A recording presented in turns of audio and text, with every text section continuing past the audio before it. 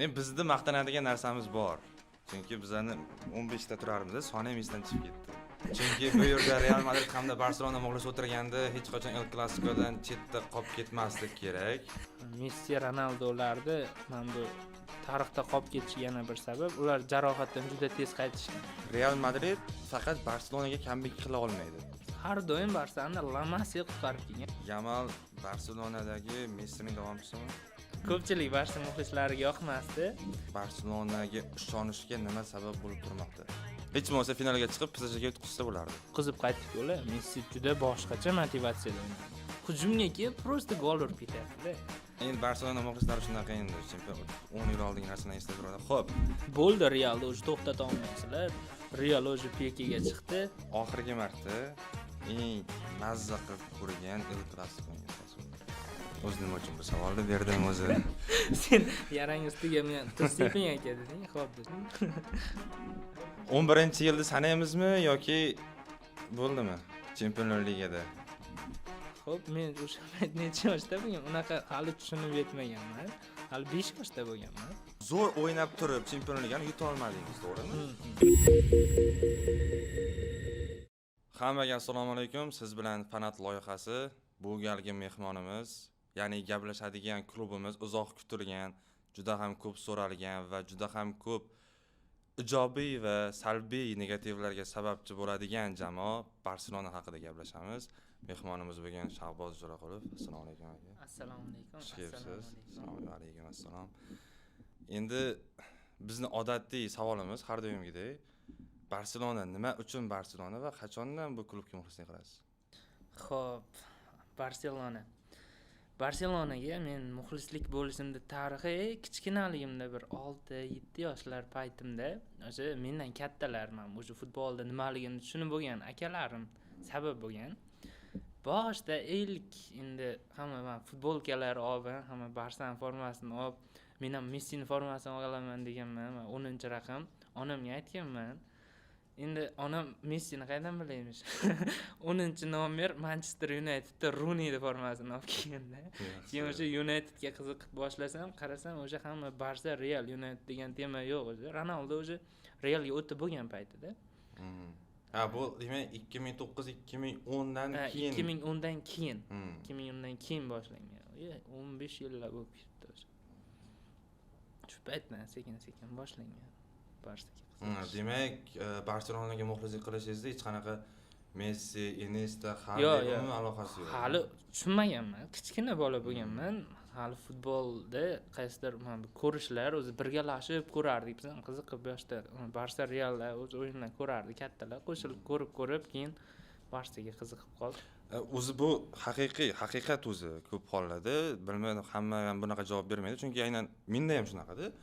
Hech qaysi odam o'tirib, har bir klubning o'yinlarini ko'rib, qaysi biri zo'r bo'lsa, shunga jamoaga muxlislik qilmasa kerak. Kimdandir eshitib, o'zidan katta akalaridan eshitib, misol menda ham akalarim Realga muxlislik qilgan, shu sababli simpatiya Realga o'tib ketgan. Sizda ham deyarli shunaqaroq. Barselona muxlisi, oilada muhit, muxlislik Barselonaga. Xo'p, endi mana yoshligingizdan Barselona muxlisisiz. Birinchi bo'lib tushunib mazza qilib ko'rgan o'yiningiz qaysi bo'lgan? Birinchi bo'lib eslolmayman endi qaysi biri menga juda eng esimda qolib ketgan o'yinlar bor. Men bitta shunaqa muhrlanib o'sha 2000 Chempionlar Ligasida bir kubokni oldik-ku. Barsa. Shundan keyin bu yoq hammasi muhrlanib kelgan. Undan yo'q o'zi esdan ham chiqib ketib boryapti. Chempion bo'larmikan deb. Tushunarli. Endi Chempionlar Ligasini o'zingiz ochdingiz, gap endi so'ramasam bo'lmaydi. Nima bo'ldi bu mavsum? Umuman o'zi Barselonaga Chempionlar Ligasida nima bo'ladi o'zi? Bu endi ertaklarda aytiladigandek qarg'ishma qanaqadir? Bu bilmadim, kimdir juda kuchli qarg'aganmi? Lekin Barselona shu yil hech bo'lmasa finalga chiqishi kerak edi. Buni hech bo'lmasa finalga chiqib PSJga yutqizsa bo'lardi. PSJga hali bilmayman. Men ana shu PSJni hozirgi kunda eng zo'r komanda deyilyapti. Chelsidan yutqizgan bo'lsa ham tasodiflar deyapti, lekin Chelsi yutqizmagan mana shu PSG, mana bu hamma kubik yutib tashladi почти. Shu PSG bilan men bu pik formasiga chiqqan shu yo'l. Barsani o'yinini shunaqa faqat barsachilar emas, faqat bir men futbol sevadiganlar emas, men bu Tog'ayev degan realchilar ham xohlagan hattoki.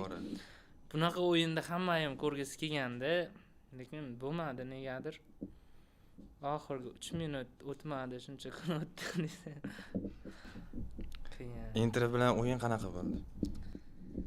O'zi shu mavsumda Barselonani o'yinlarida Barselona 2-0 yutqazadimi? Men bu yutqazib turib, men bu juda kuchli gollar o'tkazib tashlab, katta yirik hisob bo'lib ketganda ham hali o'yin tugamasa, Barsa o'zi sekin-sekin men muxlislarni o'rgatib qo'ydi. Yo hali baribir uradi, hozir bu vaziyat bo'lmasa, o'zi keyingi vaziyat uradi deb hamma hozir xotirjamlikka berilib qolgan Barsa muxlislarining.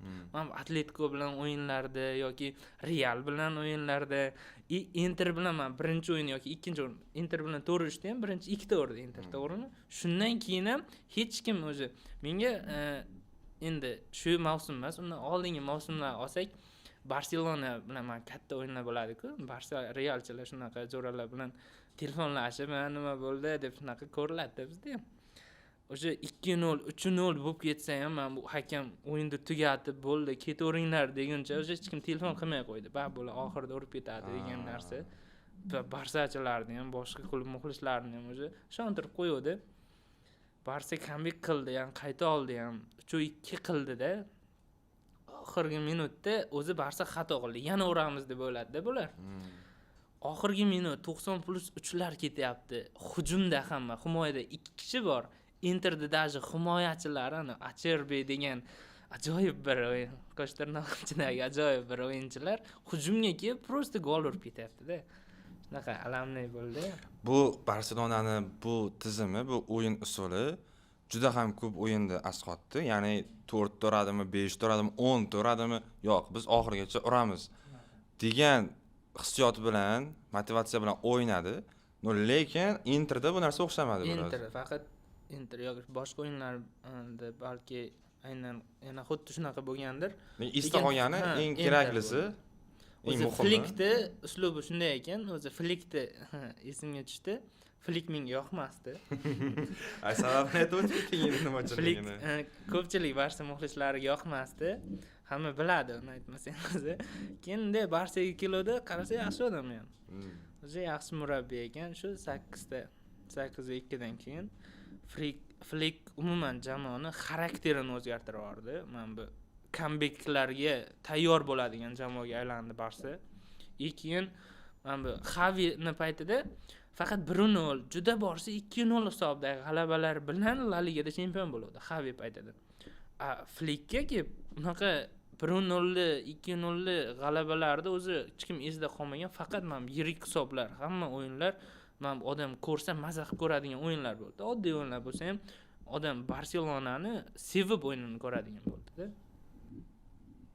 Endi bu yosh yulduzlarning, iqtidorli yulduzlarning lamasidan portlab chiqqani ham o'rin tutdimi? Endi baribir jismonan ham ancha yoshi kattaroq futbolchilarga nisbatan yaxshiroq bo'ladi. Barselonada o'zi umuman o'ylab qaraganda, men bu transferlar, boshqa komandalarda qaysidir transferlar orqali jamoa yana ham rivojlanib, yana ham kuchayib ketadi. Barselonada unaqa emas.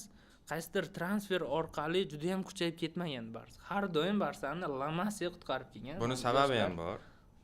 Moliyaviy cheklovlar ko'p juda ham. Bartomeu davridagi xatoliklar, har xil xabarlar chiqdi, qaysi biriga ishonishni bilmaydi odam.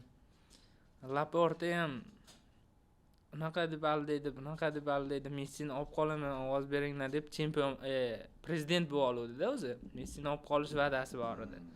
Messini olib qolaman. Hozir ham Camp Nou'ni La Liga birinchi o'yinigacha tayyor bo'ladi deb va'dalar berib, hozir o'zi stadion izlab yuribdi.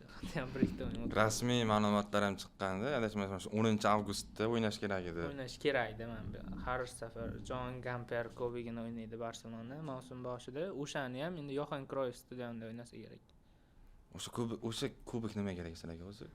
U Barselonani men bu John Gamper degan bitta odam ochganmi boshida, xullas bir katta bir odam bo'lsa kerak o'sha. Bo'lsa kerak. Shuni sharafiga mavsumdagi oddiy o'rtoqlik o'yini, men boshqa komandalarim o'rtoqlik o'yini o'ynab yutsa oxirida kubik olib yotdi. Xuddi shunaqa oddiy o'yin shunchaki o'ynalmaydi, oxirida kubik beriladi. Nega raqib juda slabiy jamoalardan tanlanadi? Har doim bunaqa emas. Har doim ham shunaqa. Yo'q. Kim misol Tottenhamni aytmang. Nimaga Tottenham?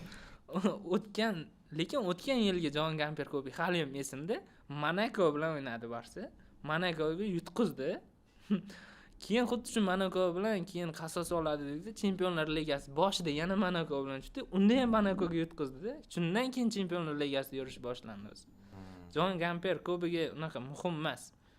Bo'lmasa bu mavsum ham Monaco bilan bir o'ynab olish kerak boshida, keyin yaxshi o'ynash uchun. Hozir Chempionlar Ligasida srazi nechta komanda bilan o'ynaydi? Bir guruhda 9 ta o'yin bo'ladi. O'sha 9 ta komandani men tuzib bera olaman-da, o'sha men alami qolib ketgan komandalar hammasi bilan o'ynab chiqib, bittadan o'ynab chiqishsin. Hatto o'yinni ko'rish kerak. O'zi bu Chempionlar Ligadagi yangi tizim yoqdimi, yoqmadimi sizga? Xo'p, yangi tizim yoqdi, lekin haqiqatan bir boshqacha o'zgarishlar. Boshida hammada ham ko'nikish qiyin bo'ldi. Men bu o'yindan keyin bu o'yin kim o'ynaydi, men qaysi o'yin qachon hamma bilib olishim mumkin. Oldin guruhlar bo'lardi. Bir guruhda juda borsa ikkita lider komanda bo'lardi. Hamma o'zi taxmin qiladi, mana bu guruhdan bu bilan bu chiqadi, keyin bu bilan bu tushadi. Yo'q, hozir unaqa emas. Hozir men birinchi 8 talik, keyin undan keyin 16 talik. O'yinlar soni lekin oshib ketdi. Komandalarga ham qiyin bo'lsa kerak. Futbolchilarga ayniqsa. Jarohatlar. Endi juda ham ko'p jamoalar noladi bundan. Apellyatsiyalar berib, shu jumladan Real ham tan olish kerak bu narsani. Lekin Barselona bundan mustasno. Nimaga? Barselona aytayapman, Flick kelgandan keyin umuman o'zgar. Flick futbolchilarning jismoniy holatiga katta e'tibor qaratadi. Hamma o'yinchilar faqat futbol bo'yicha shug'ullanishdan tashqari ham bu zalda alohida har biriga alohida mashqlar berib, alohida boshqacha shug'ullantiradi. Flickda umuman usul boshqacha ekan, men bu o'yinchilarning tayyorlashi boshqacha. U o'yinchilar bunday tayyorlangandan keyin nechta o'yin o'tkazsa ham xuddi tayyor. Barselonada men taqvimda bir haftaning ichida 3 ta, 4 ta o'yin o'tkazgan kunlar bo'ldi, haftalar bo'ldi. O'sha haftani olsak, eng zo'r haftalardan biri Barselona bir hafta ichida Bavariya bilan, Real bilan, keyin yana Ispanyolmi bitta komanda bilan ham shunaqa hammasi 3 kunmi, 2 kundanmi, pashti shunaqa edi. Hammasini yutib keldi, hammasini yirik hisobdan. Ya'ni o'yinchilar tayyor, shunga tayyor bo'lib shug'ullantirgan, hammasini moslagan Flick. Endi Flickni juda ko'p maqtayapsiz. Undan oldin Xavi murabbiy edi. Xaviga nima yetishmadi? Xavi o'zi Al-Saddga ketdi, Barselonada o'ynab, Al-Saddga o'yinchi bo'lib ketdi. Al-Saddda keyin o'yinchidan sirazi murabbiy bo'ldi. Xo'p, u yoqda boshqardi, yaxshi boshqardi. Al-Saddda men bu videolar chiqardim. O'yinini, Al-Sadd o'yinini ochib ko'rmaganman. Videolar chiqardi. Haqiqatan men bu tiki-takalar qilib, o'yinchilarni tayyorlab, zo'r. Keyin sirazi men bu Al-Saddagi murabbiyni Xavi bo'lgani uchun olib keldi-mi? Sirazi Barselonaga olib kelish xato edi. U hali ishlab ko'rish kerak edi, boshqa va kattaroq klublarda ishlab ko'rish kerak edi yoki Al-Sadddan boshqa yana ko'zga ko'ringan bir ikkita klublarda ishlab ko'rib, keyin Barselonaga men ishonch bo'lgandan keyin olib kelish kerak edi. Lekin men o'sha Xavining bir intervyusida aytgan, Xavining o'zi Al-Saddda ham kam vaqt murabbiylik qilmadi-da. Nimani murabbiylik qilyapsan, yaxshi, hammasi yaxshi ketyapti. Nega Barselonaga bormayapsan deganda, men Barselona tizimini avval Al-Saddga olib kelaman, sinab ko'raman, tayyor bo'lganimdan keyin Barselonaga boraman degan. Va o'zini tayyor bo'ldim deb hisoblagandan keyin kelgan katta ehtimol Barselonaga ham. Yo, o'zini tayyor deb o'yladi. Xo'p, Xavi keldi, o'ynatdi, mavsumni yaxshi o'tkazdi. Xo'p, keyin men bu umuman olganda Barselona bilan Real Madridda yirik bir natijalar yo'qmi, juda kuchli bosim bo'ladi. Xavi shu bosimlarga ham chiday olmadi. Bo'ldi, klubdan ketaman degan joyda rahbariyat tomonidan unga ishonildi-da, yo'q, uni qoldirdi dedi-dagin, mavsum tugagandan keyin yana ketkizib yubordi. Xavi o'zi qolmoqchi edi shu mavsum. Hali Flick bilan hech qanaqa bir bo'ldi Flick keladi degan narsa yo'q edi. Xavi yana qoladi degan joydan yana nimadir nizolar bo'ldidagi yana ketqizildi Xavi. Xaviga nisbatan ham adolatsizlik bo'ldi. Lekin Xavi baribir hali bir ikkita komandalarni boshqarib, yana ham ko'zga ko'rinib keyin kelish kerak edi menimcha. Endi hozir ham misol Flickning yoshi ancha katta baribir, Xavi ancha yosh. Flickning davri baribir hammada tugaydi qachondir. Va Xavi yana o'zi ustida ishlab, kerakli natijalar qilgandan keyin kelish ehtimoli bormi? Xavi hozir birorta komandani hozir yoki ko'zga ko'ringan birorta komandani yoki milliy terma jamoani hattoki tayyorlab yana o'zining ustida ishlash kerakmi? Xullas, murabbiyligini davom ettirish kerak-da Barsaga kelish uchun. Flickni ketqizib yana Xavini qaytarib olib bo'lmaydi hozirgi paytda. Xavi ishlash kerak, qayerdadir ko'rinish kerak. Unga muxlislar, jamoa hamma yana mana Xavi deb xuddi Al-Saddagida unga ishonilgan olib kelishida. Shunaqa bo'lsa, bo'lishi mumkin. Nega Xavidan keyin aynan Flick tayyorlandi? Flick o'zi Germaniya murabbiyligidanmi yo Bavariya murabbiyligidan keldimi, qayerdan? Adashmasam Germaniyadan. Flickdagi o'yin uslubi o'zi Flickka boshdan mana bu Laporte qiziqib kelganini aytdi. Flick haqiqatan ham uni o'yin uslubi, mana bu o'yinchilarni jismonan tayyorlashi haqiqatan boshqa bir qaysidir murabbiylarda aynan shunaqa, ularda ham mana xuddi shunaqa deb ko'rsatib bo'lmaydi. Flick umuman boshqacha, jamoaga shuni moslashtira oladi. Flickdagi o'yin uslubi ham o'ta yuqori liniyada. Mana bu boshida mavsum boshida bitta komanda 36 anshlar o'ynatdi. Keyin jarohatdan qaytgan mana Araujoga o'xshagan o'yinchilar даже shu sistemaga tusha olmadi hamda. Flickda o'zi qurib bo'lgandi mavsum boshida o'sha komandasi. Xayrulla Hamidov bir gap aytgan edi. Real Madridni nega faqat Barselona yenga oladi? Nega Real Madrid faqat Barselonaga comeback qila olmaydi? Sababi Barselona gol urganidan keyin to'xtab qolmaydi hech qachon. Xumayga o'tmaydi. Va Flickning ham aynan o'yin uslubi shunaqa. Chunki Bavariyada ham ko'rganmiz, Germaniyada ham ko'rganmiz, terma jamoani boshqarganda har doim yirik hisoblarda g'alaba qozonardi. Barselonaga kelib ham xuddi shu ishni qildi. Va mening o'ylashim bo'yicha ham Barselonaga eng tizimi tushadigan murabbiy aynan Flick bo'lgan o'sha. Lekin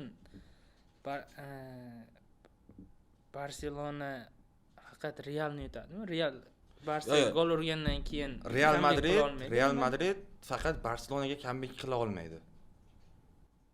Misol deylik, bu meni gapim emas, bu ustozimiz, sharhlovchimiz Xayrulla Hamidovning gapi, ya'ni comeback qilishga qiynaladi. To'g'ri, lekin nima uchun? Chunki Barselona, mana boshqa jamoalar, misol City ham yutayotgan vaqti oxirida nima uchun Real iktirib ketdi? City to'liq butun jamoa bilan Xumayga yotib olgan. Barselonada bu narsa bo'lmaydi umuman. Nimaga? Chunki Barsa o'zi Real tomirlarga tushib oldi. Bizning podkastimiz endi boshlanadi, adashmasam. Chunki bu yerda Real Madrid hamda Barselona muxlis o'tirganda hech qachon El Clasicodan chetda qolib ketmaslik kerak. Shu mavsumda Barsa haqiqatan Realni tomirlarga tushib oldi dedik. Haqiqatan shunaqa. To'g'ri, bu mavsum rostdan zo'r o'ynadi. Menimcha bundan keyingi mavsum ham o'zi hozirgi paytda ham ikkalasini o'ynasa xuddi shunaqa o'yin bo'ladi yoki undan yirik hisob bo'ladi deb taxmin qilish mumkin. Real hozir endi mana bu Barsani Yevropa ligalariga tushib, ular o'shanda ham guruhda qolib ketib, mana qaysidir komandalardan chiqib ancha cho'kib qoldi-ku, o'rtamiyona klubga o'xshab qoldi Barsa. Bir tushib mana endi ko'tarilyapti. Hozir Barsani muxlislari endi qandaydir ko'payapti. Barselonaga bo'lgan muhabbat, men bo'ldi Barsani muxlis emasman degan odamlarda ham endi qaytyapti-da. Inqirozdan chiqdi. Inqirozdan endi chiqyapti. Hali chiqib ketmadi. Chiqishi uchun men shu yilda o'zida men Chempionlar Ligasini ham yutib, mana 6-chisi deb shunaqa yutib ko'rsatib qo'yganda bo'ldi, chiqib ketdi o'zi. Yo'q, hali yana ham ishlash. Hali bir mavsum o'ynadi, shunday. Hali dals yana o'ynatsa Flick shu yil yana ham kuchaysa kerak Barsa, lekin Real hali ichkarida o'zi komanda bilan kelisha olgan. Hozir yana yangi Xavi Alonso keldimi Realga? Xavi Alonso keldi. Qaysidir o'yinchilar keldi Realga. Qaysidir o'yinchilar? Men bilmayman, Carrerasmi, Mustanton, bir narsalar. Kim olar? Trent keldi. Barsa juda bir Trent keldimi? Trend ana o'g'ildan tepadigan trend tushadi. Xo'p, Barselona transferida Rashford qanchalik omadli transfer bo'ldi deb o'ylaysiz yoki qanchalik to'g'ri transfer? Rashfordni aytadigan bo'lsam, Rashford menga o'zi Unitedda payti juda yoqadigan o'yinchi edi. Menga o'zi United klubi yoqadi. Pogbalar, Rooneylar haqiqatan yoqadi. Rashford agar o'yini ochilib ketsa, Flick mana bu o'shani ham ochib bersa, Fatini shuncha harakat qildi, o'yinlarga tushirdi, ocha olmadi. Agar Rashford ochilib ketsa, Rafinyadan ham yaxshi o'ynab keta oladigan o'sha qanotda. Rafinyadan ham yaxshi o'ynab keta oladigan o'yinchi bo'ladi yoki o'rtada o'ynatsa ham agar ochilib ketsa, haqiqatan o'yinlari stabil, zo'r bo'lib ketsa, gollar urib tursa har o'yinda Ferran Torres yoki Robert Lewandowskidan ham yaxshiroq formada, yaxshiroq natijalar ko'rsatib keta oladi deb o'ylayman. O'zi Barselona shunchalik chap qanot vingerga muhtojmidi? Chunki bundan oldin Luis Dias'ni olishga juda qattiq kirishib ko'rgandi. Faqat puli yetmadi deylik. O'xshamadi bu narsa. Bavariya ko'proq to'layman dedi, ketdi Bavariyaga. Keyin Rashfordga o'tdi. Bo'lmasa mana chap qanotda hozirgi mavsumda oltin to'pga da'vogarlik qiladigan Rafinha bor. Markazda endi sal yoshi o'tgan bo'lsa ham o'z joyini birovga berib qo'ymaydigan Lewandowski top hujumchi. Endi o'ng qanotga o'tmasak ham bo'ladi endi. Buni sababi bor. Barselonada qaysidir nuqtalarda o'yinchilar majburlikdan qo'yilgan edi boshida, shu joyga moslashib ketdi. Masalan, o'sha Rafinha. Rafinha aslida chap qanot, o'ng qanot. Chap oyoqda o'ynaydigan o'yinchi. O'ng qanot o'yinchisi. Braziliyada ham o'sha qanotda o'ynaydi. Barselonada ham hali Yamal ochilib, hali Yamalni biz Yamal bu deydigan paytimizdan oldin faqat o'sha o'ng qanotda o'ynagan o'yinchi. Barselonada xo'p Yamal ochildi, o'rtada Lewandowski bor edi. U qanotda o'ynaydigan o'yinchi yo'q edi. Ana Ferran o'zi hali aniqlay olmadi. Hali men qaysi krayda o'ynayman, men o'zi himoyachimanmi deb yurgan paytlari Rafinha bitta o'ynadi. Ketdi shu joyda ochilib ketdi degan, shu joyda o'ziniki qilib oldi. Polni o'ziniki. Endi Rashford keladimi, Luis Diaz hatto olib kelganda ham yoki o'sha bir Nico Williams kelgan. Eski kelmay qoldi shu boya ismi. Nico Williams kelganda ham Rafinhani o'ynatib, Rafinhaga o'rinbosar bo'lishi mumkin edi. Rafinha u joyda haqiqatan o'ziniki qilib oldi chunki. O'zi aslida u joy o'ziniki emas edi. Majburan shu yerga qo'yildi, shu joyda gullab yashnab ketdi. Yoki Kunde. O'sha Kunde boshida u Barselonaga markaziy himoyachi bo'lib kelingan. Sevillada markaziy himoyada o'ynagan. Olib kelib turib, majburan qanotga o'ynatildi. Qanotdan o'z boshida u himoyachi deb bo'lib o'ynadi. Hozirga kelib Yamal bilan o'zi hujumlar qilib, gollar urib yopdi. Kimlarga gollar urib tashladi. To'g'ri. Hop, endi asosiy tarkibga qaysi ko'proq kiradi? Rashfordmi yo Rafinha? Rafinha. Rashford o'rinbosar, ha? Lekin kechagi o'yinni ko'rdingizmi? Rashford gol urdi. Rafinha urmadi demoqchimiz. Gol urishga qarab o'yinchi tanlamaydi. Jamoaga foydasi tegdi deylik, unda ko'proq. Yo'q, Rafinhani ko'proq foydasi tegdi. Nima, gol urgan jamoa o'yinchini foydasi ko'proq deganim seningcha? Endi g'alabaga sababchi bo'ldi-da baribir. O'sha Rashford gol urmaganda ham Barsa g'alaba qozonardi. Lekin Rafinhani o'yin davomidagi tinmay umuman oxirigacha kurashadigan o'yinchi. To'pni yo'qotib qo'ysa ham himoyagacha qaytib olib qo'yadigan o'yinchi Rafinhada. Haqiqatan Barsada kurashadigan. U bekorga sardorlik bog'ichi. U umuman ketiladi mana shu mavsum ketadi deb turgan joydan ochilib ketdi. Bu mavsumga sardor bo'lyapti o'zi. O'zining ustida tinmay mehnat qilib ishlab shu darajaga kelgan o'yinchini hozir undan ko'ra Rashford yaxshiroq deb bo'lmaydi. Lewandowski-chi oxirgi turlarda jarohat sabab o'zini ko'rsata olmayapti. Bu mavsumni kutilmaganaqa yoki ko'rib chiqish kerakmi markaziy hujumchi haqida Barselona? Hop, Lewandowskiga shu mavsumda yaxshigina raqobat bo'ladi. Lewandowski hali ham Lewandowskiligini isbotlash uchun u ham endi o'sha raqobatda yutib chiqib o'ynash kerak. Chunki hozirgi paytda, hozirgi tanlov momentda Lewandowskidan Ferran Torres yaxshiroq markaziy hujumchi sifatida.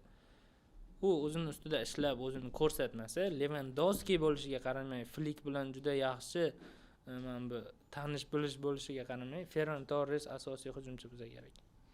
Endi men o'ylayman, baribir o'sha aytib o'tganingizdek Rafinha mehnatkash ancha. Bu mavsumdan katta ehtimol aynan Lewandowski o'zini ko'rsatmasa, Rafinha markazga o'tadi.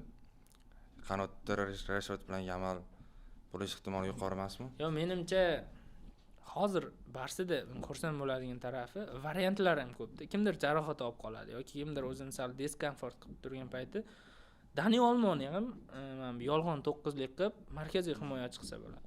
Ferran Torres yoki Rashford o'zini agar ko'rdim deding-ku, o'sha Osiyodagi o'yinda Rashfordni markaziy hujumda o'ynatdi, agar bilsang. Qanotda Toni Fernandes degan o'yinchi o'ynadi. Bu yoqda Rooney Barzi o'ynadi. O'rtada o'ynatdi Rashfordda. O'rtada ham yaxshi o'ynadi. Lewandowskiga aytayapman-ku, mana bu raqobat juda kuchli bo'ldi shu mavsumda. Hali kim yutib chiqadi, kim o'ynab ketadi, mavsum davomida ko'rib ketaramiz. Hozir bunday qarasa, Barselonada juda ko'p futbolchilar yosh. Markazda Pedri, himoyada Kubarsi, qanotda misol Yamal 18 yoshga to'ldi endi. Bu Barselonani aynan moliyaviy tomonlama inqirozi sababli Lamasiyaga yo'l ochilganmi yoki agarda Barselona shunaqa moliyaviy inqirozga uchramaganida ham Lamasiyadan shunaqa ochilarmidi yoki ko'proq pulga nomdor futbolchilarni sotib olib Lamasiyadan o'yinchi chiqishi kamroq ehtimoli bormidi? Lamasiya bu Barselonani yoshlar akademiyasi, to'g'rimi? Bunaqa akademiyada har bitta klubda bor. Har bitta Realda ham bor, Unitedda yoki hamma klubda bor. Barselonada mana bu pul bo'lmagani uchun transfer, yirik transferlar kim xohlamaydi? Misol uchun Luis Diasni haqiqatan Barsaga kelishini men o'zim ham xohlagandim, imkoni yo'qligini bilib turib.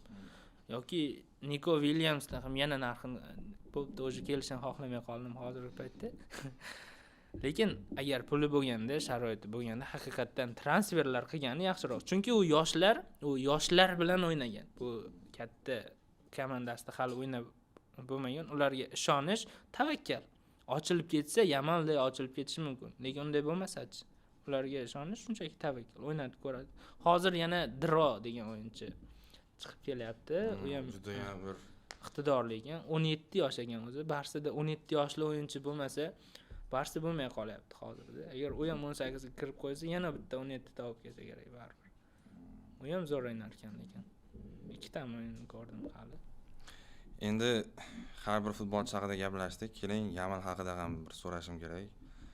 Yamal Barselonadagi Messining davomchisimi? Yamal nimaga mana shunaqa narsa? O'zi men shu narsaga tushunmayman. Messining davomchisi, Ronaldoning davomchisi. Bu haqida futbolchilarning o'zidan so'raganda ham, "Ha, men shunaqaman" deb hech kim aytmagan. Hollandga Lewandowskining davomchisi yoki ularning hammasi men o'zim bo'lishim kerak deydi. Meni Messining davomchisi emas, Yamal bu besda qol yoki Holland, Mbappe. Ularning davomchisi bo'la olmaydi. Juda haqiqatda Messidan ham oshib ketar. Shuncha haqiqatdan 15 yil davomida bilmadim kim bilandir u bilan holda. Kim bilan uzoq raqobat qilib Messi, Ronaldodek bo'lib, hatto ulardan ham oshib ketib, balki shunday bo'lishi mumkin, lekin Messi bo'la olmaydi. Bitta Messi Ronaldinho bo'la olmaydi. Ronaldinho Pele bo'la olmaydi. Xullas, hech hamma o'yinchining o'zi boshqacha, o'zligi bor. Yamal. Davomchisi deganda qaysi ma'noda so'raladi? Misol manaki Messi Barselona haqiqiy sardori bo'lib, uzoq muddat jamoani lider bo'lib yurdi. Va Messisiz o'yinlarda muxlislar haqiqatdan Messini so'rashgan. O'sha ommaga chiqib Messi o'ynasin yoki jarohat olgan vaqtlari ham. Bu davomchisi deganda qaysi ma'noda so'raladi? Xuddi Yamal ham shunaqa uzoq muddat hozirgacha ko'rsatgan natijalariga, ko'rsatgan o'yiniga va Yamal tushmagan o'yinlarda Barselona qanchalik o'zini yo'qotib qo'yganini ko'rdik misol.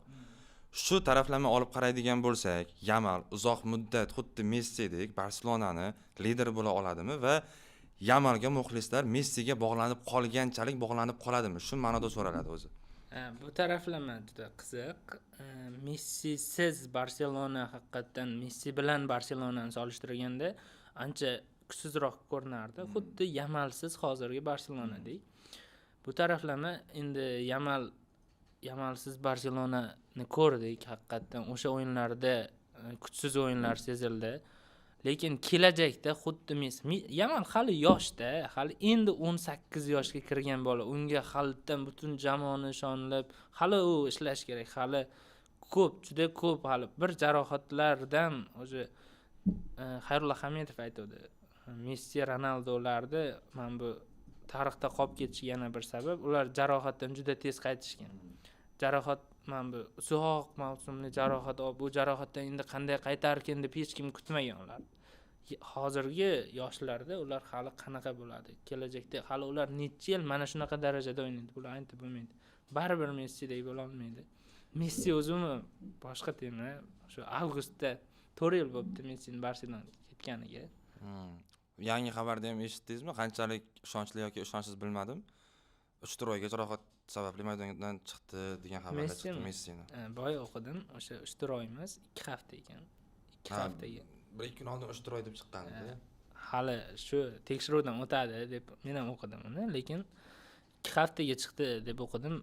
Messiga hozir Inter Miami'da mazza qilib futbol o'ynayotgan payti, lekin PSJdan yutqizib qaytdik ular. Messi juda boshqacha motivatsiyada o'ynadi. Har o'yinda 2 tadan gol uryapti. Ertalab turaman, Telegramga kiraman, Messining goli bilan boshlanadi deb. Okey, qarang, bu mavzuimiz Messi haqida emas o'zi, Barselona haqida. Ha. O'zingizni deylik mayli, Yamaldan kutilmalaringiz qancha? Qanchalik ishonch bor Yamalga va qanchalik bu o'ziga bo'lgan kutilmani oqlay oladi bu yosh bola? 18 yoshli bolakay. Yamal hozir hammasiga qandaydir ulguryapman bu. O'yinlarda gollar urishga, assistlar, goldan ko'ra mana trivelalari, o'yindan tashqari mashg'ulotlardagi qiladigan o'yinlari xuddi mana Neymarni eslatadi yoki Messi, Yamal o'zi haqiqatan Neymarda juda bir boshqacha muxlis ekan. O'zi o'yinlari ham qaysidir ma'noda o'xshab ketadi. Yamaldan juda katta umidlar qilib turadi hamma Barselona muxlislari, menimcha. O'zi butun boshli Barselona muxlislarini fikrini olib kelmadim. Shunchaki o'zimni fikrlarimni, oddiy fikrlarimni aytyapman, bilganlarimni aytyapman. Yamal haqiqatan lekin kelajakda mana shu Barselona deganda birdan ularda Yamal bor-ku degan xayol keladigan darajadagi Yamal bo'lib keta oladi deb o'ylayman. Tushunarli, zo'r. Oxirgi marta eng mazza qilib ko'rgan El Clasico'ngiz qaysi bo'ldi? Kesh savolni senga bersam. Yo'q, mehmon siz bugun. Xo'p.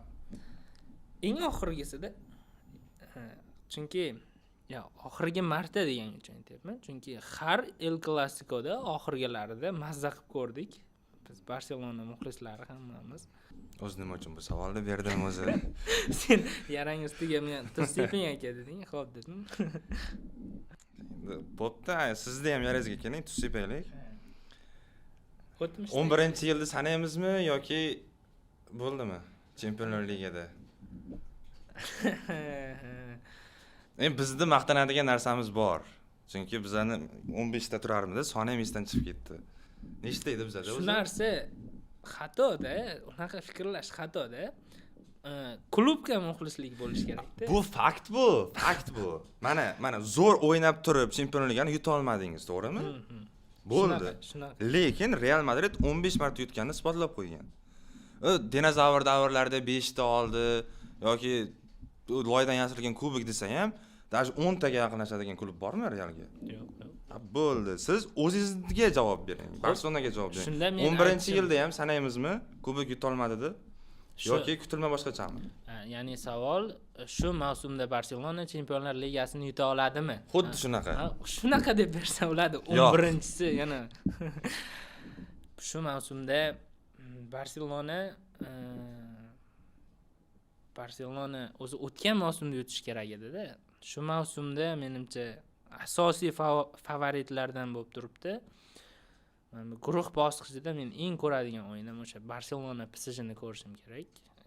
O'zi Chempionlar Ligasida shu mavsumda yana o'sha kim yutadi deganda birinchi Barselona, keyin yana o'sha PSJda haqiqatan o'yinda Barselonani o'sha tiki-takalar payti, hamma bir xil tempdagi paytida PSG bo'ldida. O'sha o'yinni ko'rgim keladi. Favorit Barselona baribir. Liverpoolchi. Liverpoolmi? Nega buni tutang, ochlab ketaman. Nega aynan Liverpool dedim? Chunki bu mavsumda, bu transferlar oynasida Liverpoolchalik eng samarali, ko'p va kerakli o'yinchilarni xarid qilgan jamoa yo'q. Hozir shuda, mana shu tomoni shu narsa. Transferlar haqiqatan katta miqdordagi transferlar olib kelindi, ular hali Liverpoolda qanday o'ynab ketadi. Misol uchun, Eden Hazard ham Realga kelganda, bo'ldi, Realni o'zi to'xtata olmaysizlar. Real o'zi pekiga chiqdi. Yo'q, Hazard nima qildi? O'ynamadi. Ularga ham ya'ni ishonch yo'q. Balki haqiqatan kuchli bo'lib ketar. Hali slot bilan u o'yinchilarning kelishib ketishi, mana bu tizimga tushib olishi, ular qanaqa bo'ladi hali bilmaymiz. Hali qanday o'ynab ketadi bilmaymiz. Lekin o'sha PSG va Barselona deganim, Barselona o'yin uslubini qurib qo'ydi. Shu uslub bo'yicha yana davom etadi. PSG ham o'tgan mavsumda qurdi, shu uslubda davom etadi. O'yinchilar shu, hammasi shu. Ularga ishonsa bo'ladi yana shu mavsumda ham. Boshqa komandalar mana bu yirik transferlari hisobiga favorit deya olmayman. Siz bilan gaplashsak mavzu ham ko'p. Endi Chelsea muxlislaridan kelgan bir savol bor sizga. Ya'ni o'sha Barselona muxlislarini chaqirganingizda bir og'iz so'rab qo'ying, iltimos deb qo'yishgan. Ya'ni o'sha 2009-yil Barselona Chelsea yarim final. Chelseachilar nazdida, shu jumladan neytral shaxs sifatida mening ham nazdimda haqqoniy o'yin bo'lmagan va bunga Barselonaning muxlisi qanaqa fikrda? To'g'ri, balki haqiqatdan ham, balki emas. Mayli. Haqiqatdan ham shunaqa vaziyatlarda, ba'zi vaziyatlarda haqiqatdan penalti berish kerak mana shu joyda. Aniq-ku deb turgan joyda. U payti VAR bo'lmagandi, to'g'rimi? Hech qanaqa VAR tizimi bo'lmagandi. Mana bu boshqadan ko'rib chiqib, unaqalar bo'lmagandi. Yo hakam ko'rmadimi, yo nimadir bo'ldi, bilmayman. Hozir haqiqatdan shu Chelsea yutish kerak edi o'yinda demaydi hech kim. Lekin nohaqliklar futbolda har doim bo'ladi. Barselonaga nisbatan ham boshqa jamoalardan shunaqa nohaqliklar bo'lgani kabi. Demak, sizning fikringizcha, hakam chindan penalti berish kerak bo'lgan vaziyatlarda ham bermagan. Bersa bo'ladigan vaziyatlarda bermadi. Barselonaning barcha davrlardagi eng yaxshi jamoasini tuzib ko'ramiz. Xo'p, Barselonani futbol tarixidagi emas, faqat Barselonani. Faqat Barselonada o'ynagan eng yaxshi futbolchilardan tuzilgan jamoa. Men Barselonani butun bir tarixi davomidagi jamoasini tuzmayman. Men o'zimga Barselona tarkibida o'ynagan va menga yoqqan o'yinchilardan Barselonani tuzaman. Butun boshli barsachilar nomidan emasdim, aytganimdek. Xo'p, darvozada hozirgi kunda keraksiz bo'lib qolgan, qutulish yo'llarini qidirilayotgan, lekin shu qadrlanmayotgan Marc-Andre ter Stegen. Himoyada Carles Puyol va Gerard Pique. Carles Puyolni o'yinlarini jonli efirda ko'rmaganman, lekin haqiqatdan Barselonani Barselona tarixida eng yaxshi sardor kim desa Puyolni aytaman. Carles Puyol, Gerard Pique, qanotlarda Dani Alves, Jordi Alba, himoya Sergio Busquets, Xavi, Iniesta, hujumda Messi, Suarez, Neymar. Endi faqat Puyol o'rniga Maskerononi qo'ysak, 15-yil chempion bo'lgan tarkib bo'ldi-da. Endi Barselona muxlislari shunaqa endi, chempion 10 yil oldingi narsalarni eslab yuradi. Xo'p. Chempion o'shandan beri shu tarkibni eslab kelyapman-da. Bo'lishi mumkin endi Barselona muxlislarining kutsa. Menga yoqqan o'yinchilarni nima hozir yoshartirilgan o'yinchilarni qo'shsa, misol uchun Pedrini qo'yish mumkindir. Pedrini kimning o'rniga qo'yish? Xavi, Iniesta, Busquets. Ular umuman men ko'rgan afsonalarda, hozir hammasi Barsadan ketgan. Haqiqatan eng yaxshi men uchun tarkib shu 2015-yildagi Pep Guardiola'ning chempion bo'lgan tarkibi eng zo'r edi. Shundan keyin chempion bo'la olmaganidan ham bilsa bo'ladi.